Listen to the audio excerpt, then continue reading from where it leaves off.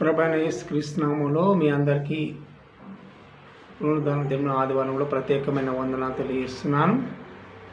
ఈరోజు అంశం ఏంటంటే, దేవుడు బంధింపబడిన వాని జీవితాలు విడుదల చేయడానికి, రక్షించడానికి పాపంలో పడిపోయిన మనకు, మరి చీకట్లో ఉన్న మనకు వెలుగునీయడానికి లోకానికి ప్రభైన యేసుక్రీస్తు రావడం జరిగింది. ఇందు విషయంలో మన వాక్యాన్ని ధ్యానించుకుందాం, ప్రార్థన చేసుకుందాం. పరిశుద్ధాత్మడ కృపా కనికరం గల తండ్రి, సర్వశక్తి మంత్ర సర్వాధికారి నాయన, నీకు వందనాలు. ఈరోజు వాక్యాన్ని అయ్యా మేము ధ్యానిస్తున్నాం ప్రభా. మీరు సూటిగా స్పష్టంగా మాతో మాట్లాడి నాయన, మా ప్రభా చీకట్లో ఉన్న వారికి మాకు వెలుగునీయడానికి వచ్చిన దేవా నీకు వందనాలు. బంధింపబడిన వారు మాకు విడుదల చేయడానికి వచ్చిన దేవా నీకే స్తోత్రాలు. అయ్యా, తప్పిపోయిన మమ్మల్ని రక్షించడానికి వచ్చిన దేవుడు నాయన నీకు వందనాలు. ఈ 3 అంశాల నుంచి మాట్లాడుతున్నందుకు అయ్యా మీకు నాయన ఈరోజు మీరు సూటిగా స్పష్టంగా మాతో మాట్లాడి మీరే మహిమ పొందమని మా ప్రియ రక్షకుడైన యేసయ్య నామములో అడిగి వేడుకుంటున్నాను తండ్రి, ఆమేన్. మంచిది. మాటలు మత్తయి సువార్త 9వ అధ్యాయము 24వ వచనం నుంచి 26వ వచనం వరకు చదువుకుందాం. మత్తయి సువార్త 9వ అధ్యాయము 24వ వచనం నుంచి 26వ వచనం వరకు మనం చదువుకుందాం. జనసమూహం పంపివేసి ఆయన లోపలికి వెళ్ళి ఆమె చెయ్యి పట్టుకొనగా ఆ చిన్నది లేచెను. ఈ సమాచారము ఆ దేశమంతటా వ్యాపించెను. గమనించండి, యేసు ప్రభు అక్కడికి పోయినప్పుడు ఆమె చనిపోలేదని మిగతా వాళ్ళు అపహసిస్తున్నప్పుడు ఆమె చనిపోయింది, ఈమె లేవదు అని అన్నప్పుడు ఆయన యేసుప్రభు వచ్చాడు, చనిపోలేదని చెప్పాడు. చనిపోలేదని చెప్పినప్పుడు నిజంగా ఆమె ఈ చిన్నది చనిపోలేదని యేసుప్రభు విశ్వాసంతో ఆమెని లేపడానికి, రక్షించడానికి అక్కడికి వచ్చినట్టుగా మనం చూస్తున్నాం లేఖనంలో. నిజంగా దేవుడు అక్కడికి ఎప్పుడైతే వచ్చాడో ఆ చిన్నదాన్ని చేయబట్టి ఎప్పుడైతే లేమన్నప్పుడు ఎమ్మడే లేవడం జరిగింది. ఆమె నిజంగా యేసుప్రభు ఎక్కడెక్కడికి రావడం వల్ల వాళ్ళ కుటుంబంలో చాలా సంతోషం కూడా జరగడం జరిగింది. నిజంగా చనిపోయిన మనిషి తిరిగి లేవడం వల్ల అంటే ఆ కుటుంబంలో ఎంత సంతోషం ఉంటుందో ఒకసారి మనం ధ్యానించుకుందాం. చనిపోయిన వారికి ఆ కుటుంబంలో ఎంత నిరాశ మిగిలి ఉంటుంది, ఎంత దుఃఖంతో ఉంటారు, ఎంత బాధతో ఉంటారు, ఎంత కష్టంతో ఉంటారు. నిజంగా అన్నీ వాళ్ళంతా నిరాశ చెందిన ఆ కుటుంబానికి దేవుడు ఎప్పుడైతే ఆ కుటుంబంలోకి వచ్చాడో మరి చేయి పట్టుకోగానే ఆ చిన్నది లేచెను. ఈ సమాచారం ఆ దేశమంతటా వ్యాపించింది. అక్కడ ఉన్నవారికి నిజంగా యేసుప్రభు రావడం అక్కడ ఒక గొప్ప కార్యం చేసినట్టుగా దేవుని మనం లేఖనము తెలియజేస్తున్నది. అదేవిధంగా మత్తయి సువార్త 9వ అధ్యాయం 27వ వచనం 31వ వచనం చూసుకున్నట్టుంటే 9వ అధ్యాయము 27, 31వ వచనం వరకు చదువుకున్నట్టుంటే, యేసు అక్కడి నుండి వెలుచుండగా ఇద్దరు గుడ్డివారు ఆయన వెంట వచ్చి, దావీదు కుమారుడా మమ్మల్ని కనికరించుము, కేకలు వేసి ఆయన ఇంకా ప్రవేశించిన తర్వాత కూడా ఆ గుడ్డివారు ఆయన వద్దకు వచ్చిరి. యేసు తర్వాత ఆ గుడ్డివారు ఆయన వద్దకు వచ్చిరి.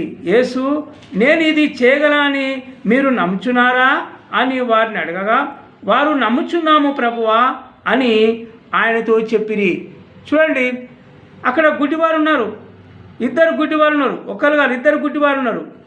వచ్చి ఏమన్నారు, యేసు అక్కడి నుండి వెళ్తుండగా ఆయన ఏమన్నారు, ప్రభువా దావీదు కుమారుడా మమ్మల్ని రక్షించమని కేకలు వేశారు.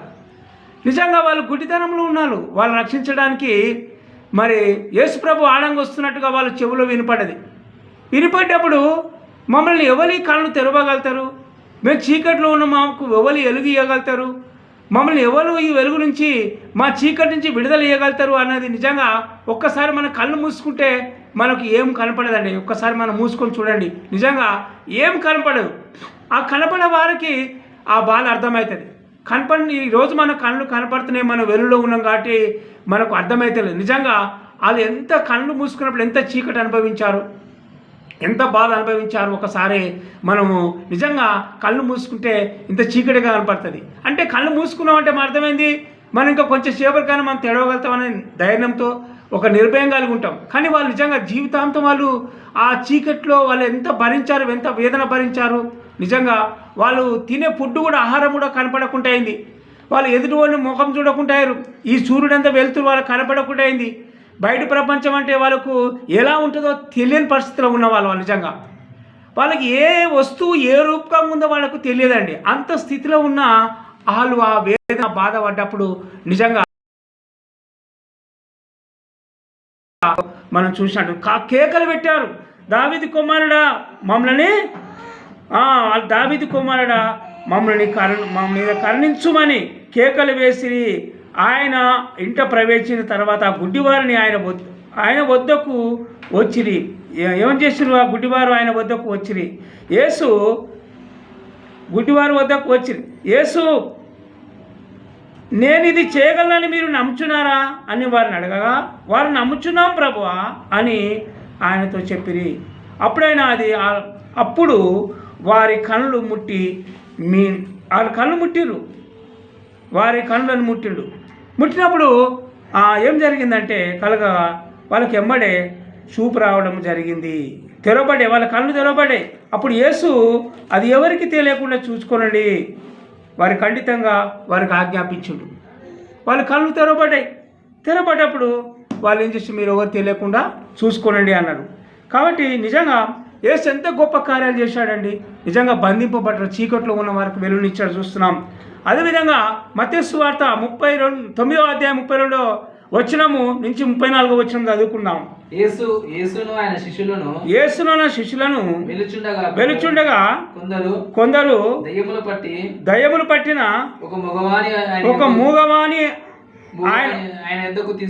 ఆయన వద్దకు తీసుకొని వచ్చిరు. దయ్యం వెళ్ళగొట్టబడిన తర్వాత ఆ మూగవాడు మాట్లాడగా జనసమూహములు ఆశ్చర్యపడి ఇశ్రాయేలులో ఇలా ఎన్నడూ కనబడలేదని చెప్పుకోండి చాలు. దయ్యములు పట్టిన వెళ్ళగొట్టడానికి మన నిజంగా అక్కడ చాలామంది అదొక వింత చూశారు. అని ఇంత గొప్ప ఎన్నడూ కూడా ఇశ్రాయేల్లో కూడా జరగలేదు. మరి దయ్యములు పట్టిన వాళ్ళు నిలగొట్టడానికి మరి యేసు ప్రభు మరి ఇక్కడికి వచ్చాడు. నిజంగా దయ్యం పట్టిన వాళ్ళు నిలగొట్టినందుకు ఆ కార్యం చూసి వాళ్ళందరూ కూడా ఏమైందంటే ఆశ్చర్యం జరిగింది. నిజంగా దేవుడు చేశాడండి. ఇక అక్కడ చనిపోయిన వాళ్ళు లేపాడు, గుడ్డివారు చూపునిచ్చాడు, దయ్యములు పట్టిన వారు కూడా మరి దయ్యములు వెలగొట్టడం కూడా మరి చూస్తున్నాం. మరి దేవుడు సమస్తము అక్కడనే వాళ్ళని చేసినట్టుగా మనం చూస్తున్నాం. అదేవిధంగా మత్తయి సువార్త 9వ అధ్యాయం 32వ వచనం నుంచి 34వ వచనం వరకు చదువుకున్నాం. అదేవిధంగా మత్తయి సువార్త 8వ అధ్యాయము 2వ వచనం నుంచి 3వ వచనం చదువుకున్నాం. ఇదిగో కుష్ఠరోగి వచ్చి ఆయనకు మొక్కి ప్రభువా నీకు ఇష్టమైతే నన్ను శుద్ధినిగా చేయవలెనను. అందుకు ఆయన చెయ్యి చాపి వాడిని ముట్టి నాకు ఇష్టమే నువ్వు శుద్ధుడు కమ్మని చెప్పగా తక్షణమే వాని కుష్టి రోగం మాయమైంది. హల్లెలూయా. చూడండి, మరి ఆ కుష్ఠరోగి కూడా ఏమన్నాడంటే ప్రభువా నీకు ఇష్టమైతేనే నన్ను ముట్టు అని అన్నప్పుడు యేసుప్రభు ఏమన్నాడంటే నువ్వు నాకు ఇష్టమే. చూడండి, దేవుడు ఈ రోజుల కుష్ఠరోగులని ఆ రోజుల్లో అంటే కుష్ఠరోగులను ఊరు బయట ఉంచేవారట. కుష్ఠరోగులు వాళ్ళని ముట్టుకోవాలంటే చాలా భయపడేవారట, వాళ్ళు చాలా దూరం ఉంచేవారట. మరి అలాంటిది మరి కుష్ఠరోగి మరి ఉన్నప్పుడు అతడు ఏమన్నాడంటే ప్రభువా నీకు ఇష్టమైతేనే నన్ను ముట్టు అన్నాడు. నా ఇష్టం అయ్యా నువ్వు రా నన్ను ముట్టుకోనలేదు, మరి నీకు ఇష్టమేనా అన్నాడు. చూడు, దేవుడు గుడ్డివారిని ప్రేమించాడు, కుంటివారిని ప్రేమించాడు. మరి నిజంగా ఆ రోజు ఆ గుడ్డివాళ్ళు కూడా అనుకోవచ్చు, అయ్యా మా దావీదు కుమారుడా మమ్మల్ని కరుణించినప్పుడు వాళ్ళకి ఎంత విశ్వాసంతో దేవుడిని పిలిచారు, అంత విశ్వాసంతోనే వాళ్ళని కళ్ళు తెరిచాడు.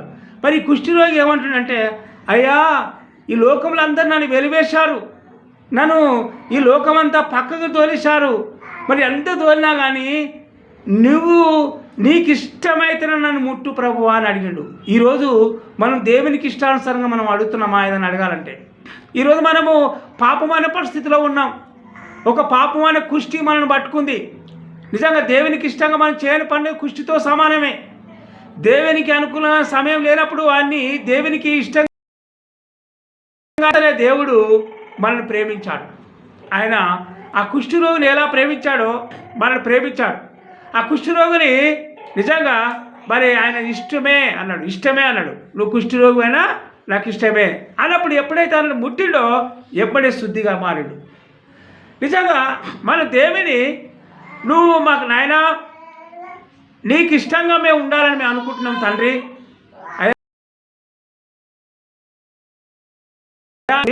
మేము విడుదల పొందగలుగుతాము. నిజంగా దేవుడి ఒక్క ద్వారానే మనకు విడుదల పొందాం తప్ప మనం విడుదల పొందలేము. ఎంత చక్కగా ముట్టి ఆ కుష్ఠరోగిని బాగు చేసినట్టుగా లేఖనం చూస్తున్నాం. అదే స్థితిలో మనం కూడా పరీక్షించుకోవాలి. మత్తయి సువార్త 8వ అధ్యాయము 14వ వచనం నుండి 16వ వచనం వరకు చదువుకుందాం. తర్వాత యేసు పేతురింటిలో ప్రవేశించి జ్వరంతో పడి ఉన్న అతని చూచి ఆమెను చూచి జ్వరముతో పడి ఉన్న అతని చూచి ఆమె చెయ్యి ముట్టగా జ్వరం ఆమెని విడిచి అంతటా ఆమె లేచి ఆయనకు ఉపచారం చేశాడు. ఏం చేశాడు? మరి పేతురింటికి పోయాడు. పేతురింటికి పోయినాక పేతురు అతను కూడా జ్వరంతో బాధపడడం చూసి ఆమె చేయి ముట్టినాడు. ముట్టిన వెంటనే ఏమైందంటే ఆమె స్వస్థత, జ్వరము విడిచి వెళ్ళడం జరిగింది. జ్వరము అతని చూసి ఆమె చేయి ముట్టగా ఏమైంది? జ్వరము విడిచెను. జ్వరం ఎమ్మడే విడిచింది. యేసుప్రభు ఎప్పుడైతే ముట్టిండో ఎమ్మడే జ్వరము విడిచింది. విడవంగానే ఏమైందంటే ఆమె లేచింది. మరి ఈ రోజుల మా స్వస్థత దొరికిందనుకో, మనం ఎమ్మడే దేవునికి ఉపచారం చేయగలుగుతున్నామా? దేవునికి కృతజ్ఞతగా ఏదైనా పని చేయగలుగుతున్నామా? దేవునికి మన దగ్గరగా ఉండగలుగుతున్నామా? దేవునికి ఇంతో అంతో మనం ఏదైనా ఒక పని చేయాలి, మన దేవుడు మన జీవితంలో ఎంతో గొప్ప కార్యం చేసినా ఉన్నామా? ఈరోజు ఉంటలేం. నిజంగా ఆమె ఎమ్మడే కృతజ్ఞతగా ఏం చేసిందంటే లేచి ఆయనకు మరి ఉపచారం చేయడం కూడా సాగింది. ఉపచారం అంటే ఆయన పరిచర్య చేయడానికి మరి చేయడం కూడా చూస్తున్నాం. నిజంగా దేవునికి మరి అంత పరిచర్య చేయడం కూడా ఆమె ధన్యురాలే. ఇలా రాయబడ్డది. మరి ఆ జ్వరం ఈ రోజులో మన జీవితంలో ఎన్నో గొప్ప కార్యాలు చేసినా కానీ మనము దేవుని పని చేయడానికి మనం ముందుకు వెళ్ళగలేకపోతున్నాం. కానీ ఇకనైనా మనం ఏం చేయాలంటే దేవుని పని చేయడానికి మన జీవితంలో ఎన్ని కార్యాలు చేశాడు, ఎన్నో మేలు చేశాడు. ఇవాళ 2024లో మనకు ఎన్నో గొప్ప కార్యాలు చేశాడు. 24 నుంచి 25 దాకా మరి ఎన్నో సంవత్సరాల నుంచి చేసుకుంటూ వచ్చి 25 దాకా మనని సజీవ లెక్కలో ఉంచినందుకన్నా మనం దేవుని కృతజ్ఞత స్తుతులు చెల్లించుకుంటూ